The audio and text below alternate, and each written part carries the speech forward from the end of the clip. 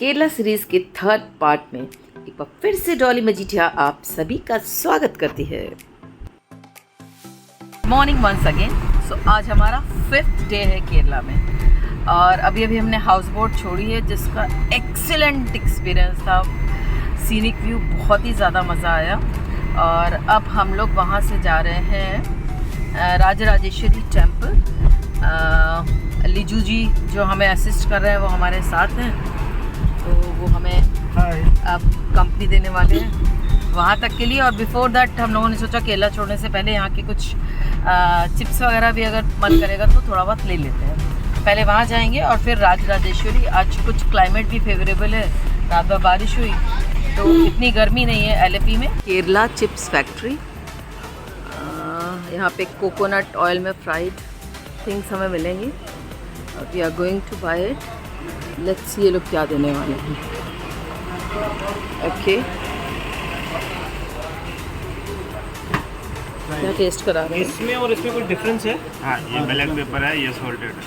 अच्छा, ये सॉल्टेड है और ये ब्लैक पेपर है। ओके। तो शॉप में हमने टैपियोका, जैक फ्रूट, बनाना के सॉल्टेड एंड स्वीट सब तरीके के पेपर्स ट्राई किए और उसके बाद कुछ पेपर्स हमने अपने लिए ले भी लिए। केरला साड़ीज़ तो बहुत ही फेमस है और केरल आके केरला साड़ी ना खरीदी तो फिर कुछ मतलब ही नहीं हुआ ना केरला आने का। तो हम लोग केरला साड़ी खरीदने के लिए चिप्स फैक्ट्री के पास में ही एक अच्छी सी शॉप थी, वहाँ पे आए जहाँ पे हम लोगों ने देखा वीवर्स हैंड से साड़ीज़ बना रहे हैं। And that is why here the saris which they were selling they were comparatively expensive, because ये लोगों ने बोला कि साड़ी हैंड साड़ी हाथ से साड़ी बनाने के लिए मिनिमम 1 वीक से लेकर के 1 मंथ तक जाता है। Depends upon the quality, depends upon the design. और इस शोरूम में इतना सारा साड़ीज़ था जिसको देख करके मेरा भी मन नहीं रुका कि मैं साड़ीज़ लेने से अपने आप को रोक पाऊँ। बहुत अच्छा कलेक्शन था साड़ीज़ का यहाँ पे।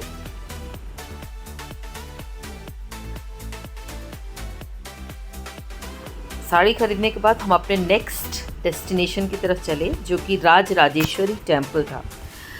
ये एक बहुत पुराना सा टेम्पल था और यहाँ पे जब मैंने पुजारी जी से बात करी तो उन्होंने मुझे बताया कि ये टेम्पल पहले एक पैलेस हुआ करता था और जिसको बाद में इन लोगों ने टेम्पल के रूप में कन्वर्ट किया।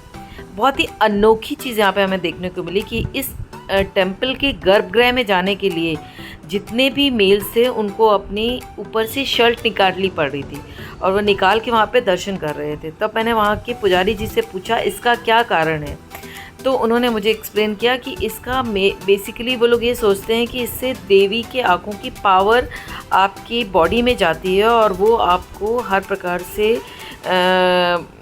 दुख तकलीफ़ों और बीमारियों से बचाते हैं। और फिर यहाँ पे वो गजराज को हमने देखा जिसको 3-4 लोग मिल के रगड़ के नहला रहे थे। 2 मिनट हमने खड़े होकर वहाँ पे देखा और सबसे अनोखी चीज़ जो मुझे यहाँ लगी, हाथी को नहलाने के बाद, तिलक लगाने के बाद वो लोग सीधे हाथी को देवी के मंदिर के सामने लेके आए। वहाँ उसने देवी को माथा टेका और उसके बाद वो हाथी को वापस ले गए। फोटोग्राफी इस मंदिर में अलाउड नहीं थी, तो हम लोगों ने 1 या 2 ही क्लिक्स लिए जो मैं आपको दिखा रही हूँ।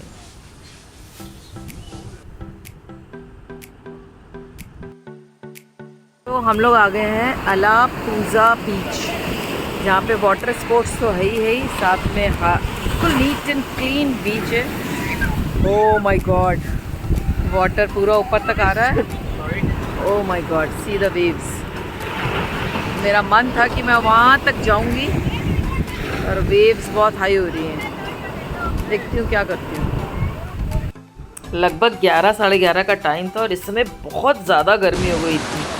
हम लोगों को मुन्नार में अच्छा क्लाइमेट मिला, टेकड़ी में अच्छा क्लाइमेट मिला, पर एलपी यहाँ पे काफ़ी गर्म था और इतनी गर्मी थी कि हम लोग को बहुत देर यहाँ पे बीच में रुकने का मन नहीं किया। थोड़ी देर तक मैं बीच में वेव्स के साथ खेली और इधर उधर फोटोग्राफ्स क्लिक कराने के बाद वापस चलने का सोचा। बीच के बिल्कुल पास ही लाइट हाउस है।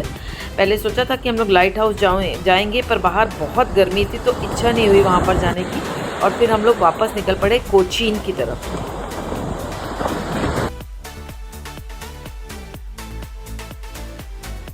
तो अब हम अपने नेक्स्ट डेस्टिनेशन की तरफ चल पड़े। तो हम लोग अलाप्पुज़ा से कोचीन की तरफ निकल पड़े।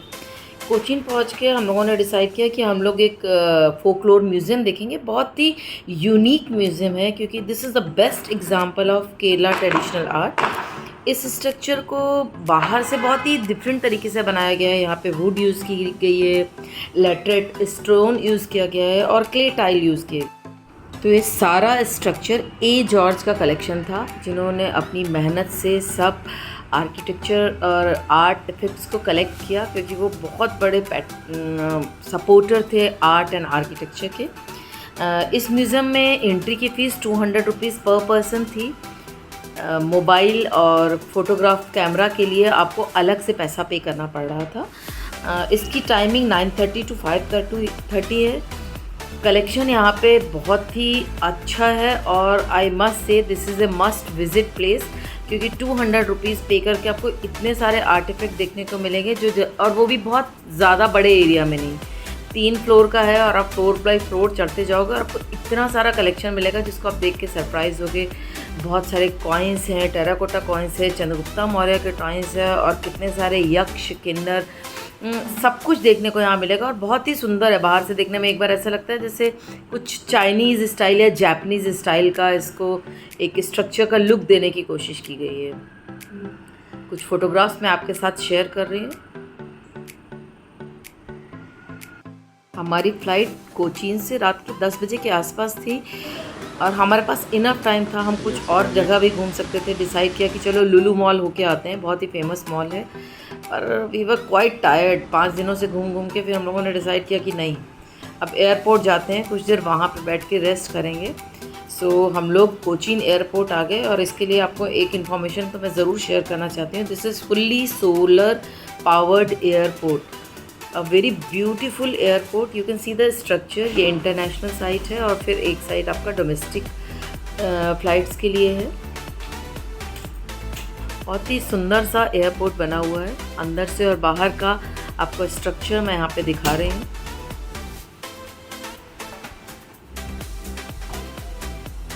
और हम लोग बहुत सारी स्वीट मेमोरीज़ के साथ अपनी फ़्लाइट का वेट करते हुए वापस आ गए।